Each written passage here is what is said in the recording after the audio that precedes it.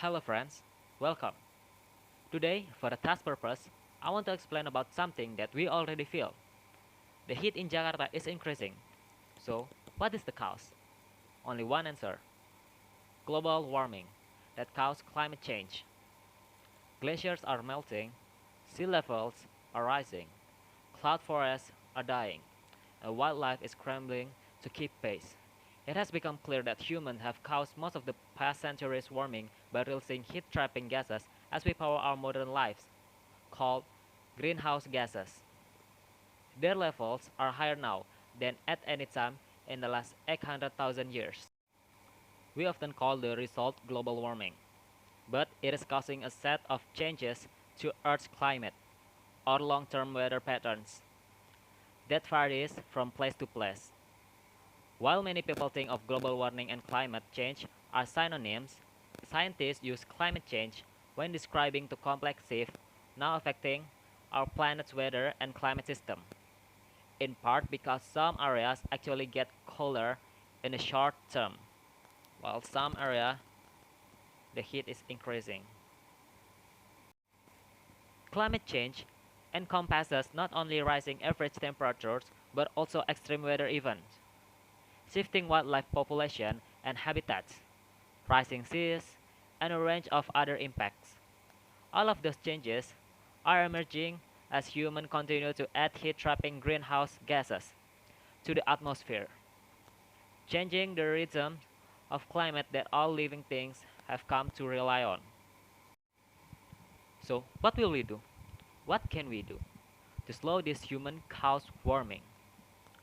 How will we cope with the changes we have already set into motion? While we struggle to figure it all out, the fate of the earth as we know it caused forests, farms, and snow-capped mountains hang in a balance. In 1895, the Swedish chemist Svante Arrhenius discovered that humans could enhance the greenhouse effect by making carbon dioxide, a greenhouse gas. He kicked off 100 years of climate research that has given us a sophisticated understanding of global warming. Levels of greenhouse gases have gone up and down over the Earth's history, but they had been fairly constant for the past few thousand years. Global average temperature had also stayed fairly constant over that time, until the past 150 years. Through the burning of fossil fuels and other activities that have emitted large amounts of greenhouse gases, particularly over the past few decades, humans are now enhancing the greenhouse effect and warming Earth significantly, and in ways that promise many effects, scientists warn. So, why does this matter? Well, the rapid rise in greenhouse gases is a problem because it's changing the climate faster than some living things can adapt to. Also, a new and more unpredictable climate poses unique challenges to all life. Historically, Earth's climate has regularly shifted between temperatures like those we see today and temperatures cold enough to cover much of North America and Europe with ice. The difference between average global temperature today and during those ice ages is only about 9 degrees Fahrenheit, 5 degrees Celsius. And the swings have tended to happen slowly, over hundreds of thousands of years. But with concentration of greenhouse gases rising, Earth's remaining ice sheets, such as Greenland and Antarctica, are starting to melt too. That extra water could rise sea level significantly and quickly. By 2050, sea levels are predicted to rise between 1 and 2.3 feet as glaciers melt.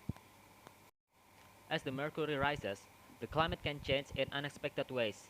In addition to sea level rising, weather can become more extreme. This means more intense major storms, more rain followed by longer and drier droughts, a challenge for growing crops, change in the range in which plant and animal can live, and loss of water supplies that have historically come from glaciers.